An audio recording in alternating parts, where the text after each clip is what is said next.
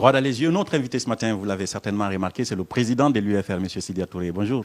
Bonjour. Merci de répondre à notre invitation. Merci. Alors, je vais mettre directement le pied dans le plat. Le président de la République, Alpha Condé, dans un discours à Zérékoré, donc face à une population, il déclare « Ce n'est pas une question de troisième mandat, mais aucun bandit ne viendra me remplacer.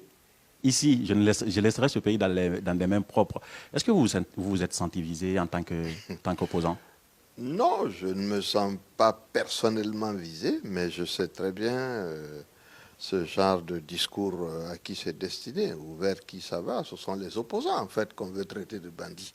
Donc, en tant qu'opposant, si quelqu'un me traite de bandit, je me dis, c'est sur quelle base? Moi, j'ai eu à gérer ce pays en tant que Premier ministre pendant à peu près moins de 3 ans. Tout le monde connaît mon bilan. Ceux qui ont dépensé 3 milliards de dollars dans l'électricité pour n'avoir aucune ville de la République de Guinée électrifiée, qui ont dépensé 2 milliards de dollars dans les infrastructures routières et qui ne peuvent pas m'indiquer 100 km de route qu'on a fait avec cet argent, ceux qui, depuis 9 ans, ont ramené notre pays vraiment à la position que nous connaissons aujourd'hui, et qui ont fait en sorte que, tout en exportant de la bauxite, nous n'en tirons pas les recettes pour le pays, ceux-là ne peuvent pas me faire de leçons. Les bandits, on les connaît. Les bandits, c'est qui? C'est ceux qui gèrent ces choses-là, eux les bandits. Donc c'est Alpha et son gouvernement? Ceux qui a écoutez, je ne parle pas de personne. Parce que Alpha n'a pas cité mon nom. Pourquoi il n'a pas cité votre nom. Je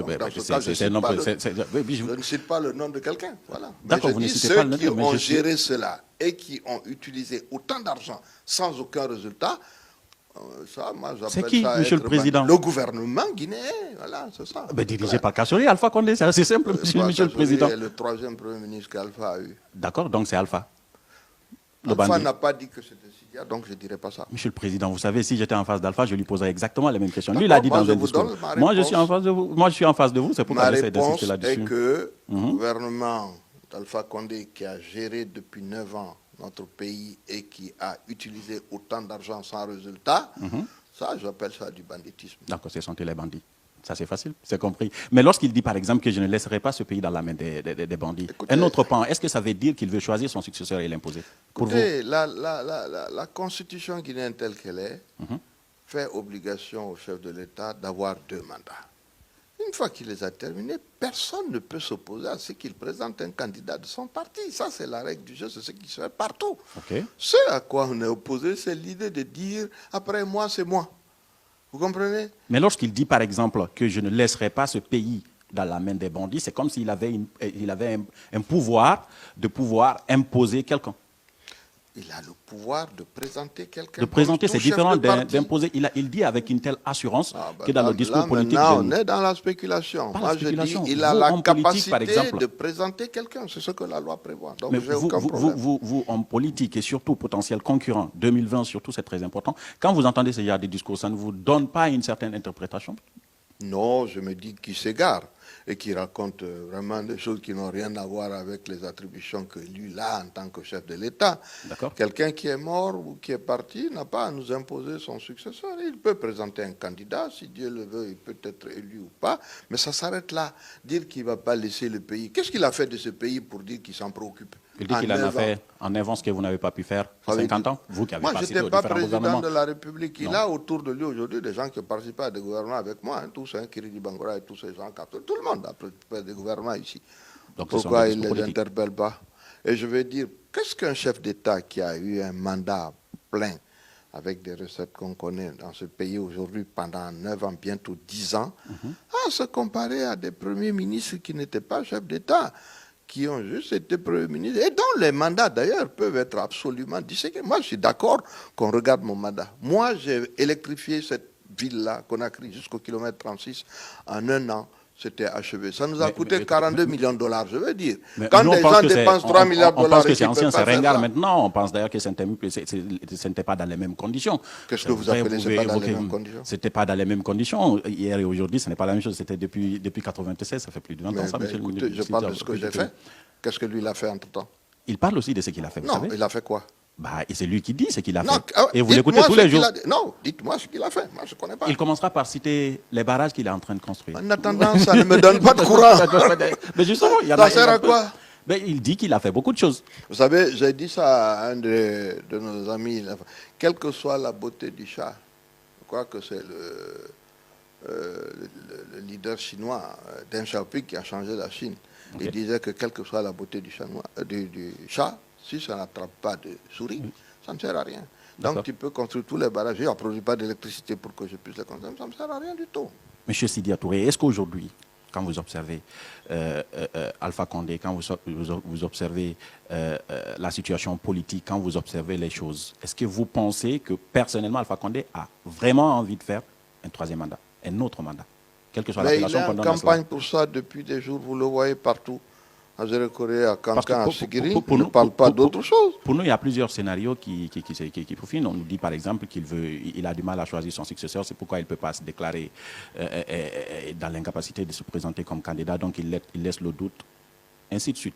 Mais vous pensez quoi? Moi, mon problème, c'est que je voudrais bien que la Guinée arrête de spéculer sur ça. Nous avons des problèmes sérieux dans ce pays aujourd'hui. La fois dernière, je voulais aller au kilomètre 36. Ça m'a pris 3 heures. Ok. Vous comprenez? J'ai 2 groupes électrogènes qui fonctionnent ici et des fois, ça ne part pas. Il y en a, j'arrive à des moments où il n'y a toujours pas d'électricité. J'ai des problèmes ici, par exemple, quand quelqu'un est malade, pour quelque raison que ce soit, aujourd'hui, nous sommes 9 ans après, à des résultats complètement lamentables. J'aimerais qu'on parle de ça et non pas perpétuellement de Alpha Condé et de sa succession. Alpha est un chef d'État qui est arrivé ici dans les conditions qu'on connaît, après plein de tricheries.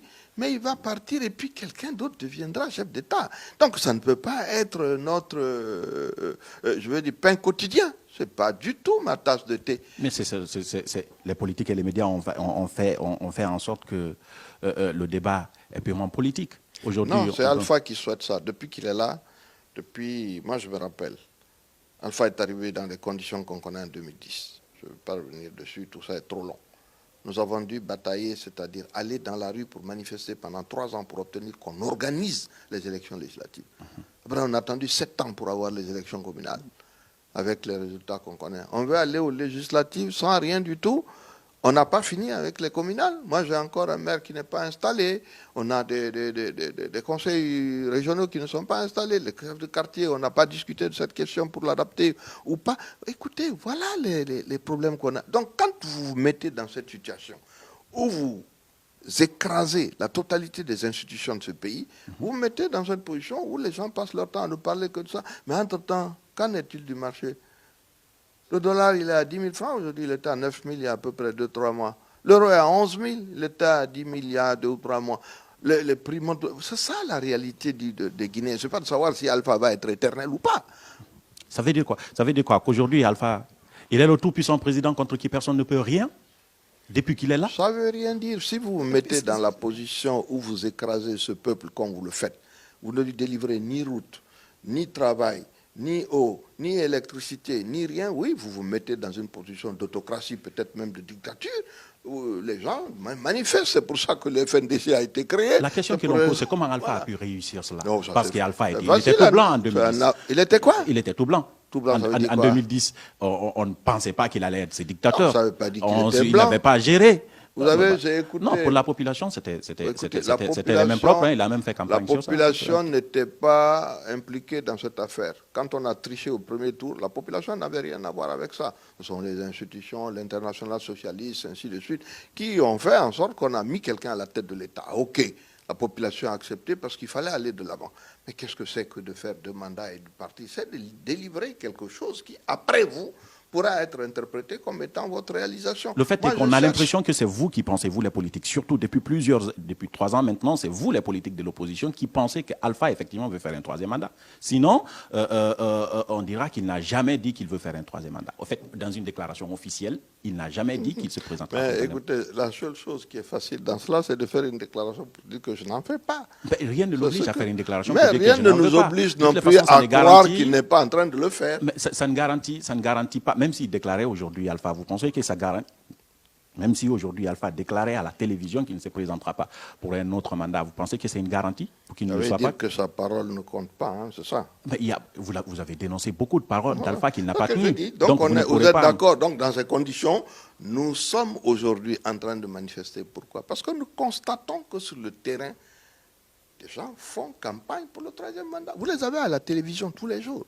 Les chefs d'État que je connais dans la sous-région qui ne veulent pas déclarer qu'ils ne sont pas candidats, ne mettent pas en place des gens pour commencer à raconter oui, il faut un troisième mandat pour le président de la République, les députés, les ministres, ainsi de suite. Mahama Youssouf, dernièrement, il y a eu une ONG qui s'est déclarée pour un troisième mandat, il les a fait arrêter, puis il les a trimballés devant la justice. Quand vous ne voulez pas de quelque chose, c'est très facile de régler. Même si Alpha avait une raison politique, comme vous le dites, de faire cela, mais les ONG qu'il y a derrière, qu'on est en train d'instrumentaliser, les membres du gouvernement qui sortent pour dire ça, vous croyez que qu'est-ce qu'il nous faut de plus comme preuve? Aujourd'hui, les manifestations du FNDC contre un troisième mandat, est-ce que ce n'est pas prématuré? Non, puisque la campagne est en cours. Parce que s'il disait, bon, on pense que si on attendait qu'Alpha déclare qu'il sera candidat, ou qu'il fasse une déclaration de cet ordre-là, ce serait plus facile de manifester et être plus efficace avec les manifestations, genre au Burkina ou au Sénégal. Mais aujourd'hui, est-ce que vous n'êtes pas en train d'épuiser? C'est moi qui ne vous comprends pas. Dans la mesure où, si Alpha n'a pas dit, d'après vous, qu'il ne sera candidat, mais ceux qui sont derrière lui, les membres de son gouvernement, son premier ministre, qu'est-ce qu'il nous faut de plus comme preuve? Alpha sera candidat. Ils l'ont dit, vous voulez que moi je vous dise quoi? C'est eux qui le disent, c'est pas moi. Mais aujourd'hui, Président, je vais expliquer puisque vous ne me comprenez pas. Aujourd'hui, Alpha en personne, lui, officiellement, oui, il n'a pas dit qu'il sera un président candidat. a un gouvernement, il a une administration. Le Premier ministre s'est dit favorable à une nouvelle constitution qui ne signifie automatique. Pas forcément. C'est automatique. Justement, cet automatisme-là, c'est ce qui n'est pas... C'est ce qui est purement politique. Ben, pas du tout. Si... Non, attendez que je vous explique quelque chose. Si aujourd'hui vous remettez les compteurs à zéro, Alpha est candidat. Et dans ces conditions, la campagne qu'on est en train de faire n'a pour objet que d'aboutir à ce résultat-là. Si vous me dites qu'on est en train de modifier la Constitution pour que lui ne soit pas candidat, il faut qu'on me dise pourquoi est-ce qu'on modifie la Constitution. Vous savez pourquoi on veut une nouvelle Constitution dans ce pays? Moi, j'en sais rien. Il y a beaucoup d'arguments. Il n'y en a pas, mais par exemple limiter les âges. Et comme ça, vous ne serez pas candidat en 2020. Mais écoutez, ça c'est... Et ça, vous n'aimez pas du tout. Ça ne passera pas. Personne n'aime quoi que ce soit. On n'a pas limité comment on va dire ça? L'âge des candidats en 2010. Si Alpha veut limiter l'âge des candidats et qu'il est inclus dedans, ça le concerne. Aujourd'hui, si Alpha a déclaré qu'il ne sera pas candidat en 2020, mais qu'il souhaite quand même réviser la Constitution, quelle sera votre position? Est-ce que votre discours va évoluer? Nous considérons ce que vous venez de me dire tantôt, à savoir que sa parole n'est pas réelle, parce que si la Constitution est modifiée, ça lui ouvre la brèche pour aller au troisième mandat. Donc on ne le croira pas. Donc rien ne vous rassure aujourd'hui? Mais je ne cherche pas à être rassuré. Et pourtant, vous devriez, parce qu'aujourd'hui, qu'est-ce qui peut vous convaincre, par exemple, à penser qu'Alpha ne sera plus candidat en 2020? Moi, je voudrais vous poser une question. Ce n'est pas moi qui pose les questions, mais j'ai quelque chose que je ne comprends pas dans votre histoire. Dans ce cas, allez-y. Nous ne pouvons pas passer toute cette émission à raconter la même histoire. Nous parlons de la même chose. Parce que je n'arrive pas à comprendre. Vous avez dit, c'est l'opportunité que j'ai de vous interroger là-dessus. Aujourd'hui, j'ai envie de comprendre, par exemple, qu'est-ce qu'il vous faut pour faire confiance à Alpha pour 2020? Je n'ai pas confiance à Alpha depuis 30 ans, donc je n'ai pas confiance en lui maintenant. Ça ne change rien. Donc aujourd'hui, qu'est-ce qu'il nous dit alors, vu que vous n'avez pas confiance à Alpha, qu'est-ce qu'il nous dit qu'aujourd'hui, cette lutte que vous menez contre un troisième mandat n'est pas une invention de vous, les politiques de l'opposition notamment? Mais qu'est-ce que le gouvernement Alpha fait? Qu'est-ce que les députés d'Alpha font dans les radios, dans les télévisions, à parler d'une modification de constitution pour permettre au chef de l'État? Mais pourquoi? Qu'est-ce que ça... Vous ne considérez pas cela? Peut-être que c'est de l'amusement politique. Ah bon, là, ça ne va plus. Là. FNDC, parce que on va parler. Vous avez un chef de l'État, il a un gouvernement. C'est pour vraiment, je pense, interpréter au moins les sujets sur lesquels il veut se prononcer. Le gouvernement peut se prononcer pour le président, c'est ce qui a été fait. D'accord. Alors, des leaders politiques, je pense par exemple à Ousmane Kaba, je pense à un certain nombre qui ont évoqué le fait que depuis les débuts des manifestations en 2012, on n'est tué que dans une communauté. Est-ce que et que c'est fait sciemment pour diviser les populations? Je fais sciemment, ça va de soi. Alors, comment se fait sciemment? Quelle politique peut conduire à tuer dans une seule communauté? Mais ça, il faut le demander à Alpha, puisque c'est lui qui donne ces instructions-là, c'est pas moi. Et vous les analysez. Et nous, on n'a aucune preuve que c'est Alpha qui donne ces instructions, Monsieur le Président, vous accusez. Je n'accuse personne. Vous faites un constat, c'est vous qui venez de faire le constat. Oui. Donc, dans ce cas, vous voulez dire que les fusils ne fonctionnent pas de l'autre côté, mais ça fonctionne de ce côté-là. J'ai rien La dit. fois dernière, nous avons fait une marche de l'autre côté. C'est de ce côté-là qu'on est venu tuer des gens. Donc je dis, c'est instrumentalisé volontairement. Nous, on pense également que c'est une récupération politique, notamment des hommes de l'opposition. Pardon? Que c'est une récupération politique. Vous surfez là-dessus. Mais je ne surfe rien, ce sont les faits. Pas vous simplement, vous les opposants. Non, je parle de ça, je dis, ce sont les faits. D'accord? Raymond Barre disait, les faits sont têtus. Ok. Quand vous regardez où est-ce qu'on a tué les gens, vous constaterez que sur les 100 et quelques morts, peut-être qu'il y en a 2 ou 3 ou 5 qui sont venus de l'autre côté. Tout le reste là, on les a tués par ici. Donc, quand même. On a suivi un discours du président du RGD, M. Kabelin. M. Kabelin qui disait que le pouvoir d'Alpha Condé se nourrissait du sang des Guinéens. Ça nous a paru bizarre, parce que pendant plusieurs années, il a été ministre de la Sécurité que vous avez dénoncé.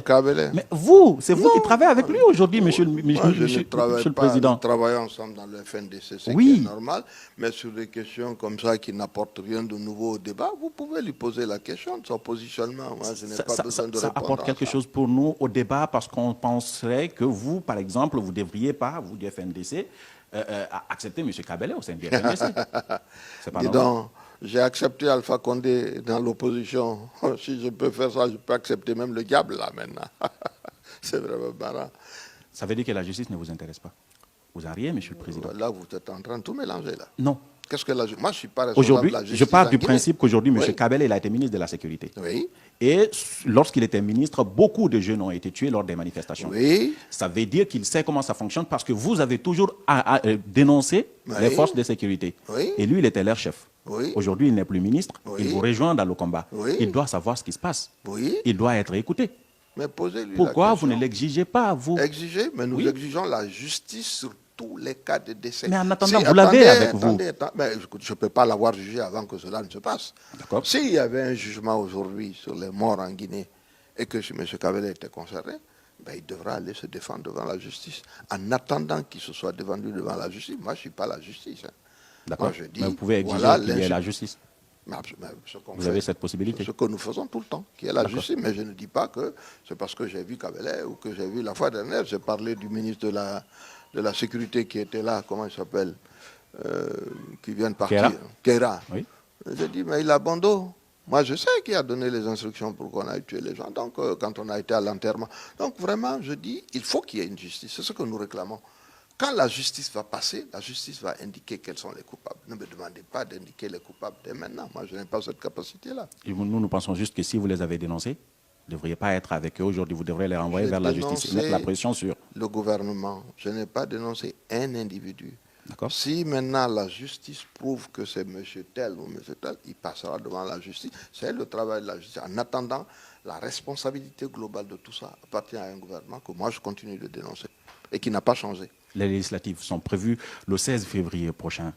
Et juste quelques mois après, normalement, il doit y avoir l'élection présidentielle de 2020. Est-ce que vous pensez aujourd'hui que la Guinée est capable, un pays comme la Guinée, dans une telle situation, est aujourd'hui capable d'organiser des élections majeures en une année? Il n'y en a pas deux, il y en a trois. Parce que moi, je continue de croire qu'Alpha n'a pas oublié son référendum. Il doit faire le référendum. Je le crois, qu'il l'a en tête. Mais partons sur la base des deux.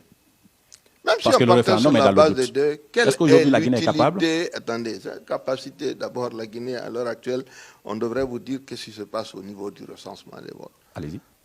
Il y a 5 générations de Guinéens qui n'ont pas été recensés. Depuis 2015. Depuis 2015. Oui. D'accord, ça fait plus d'1 million de personnes. Il y a un fichier qui a 6 400 000 électeurs. D'accord. Donc ça vous fait près de 7 millions et demi d'électeurs.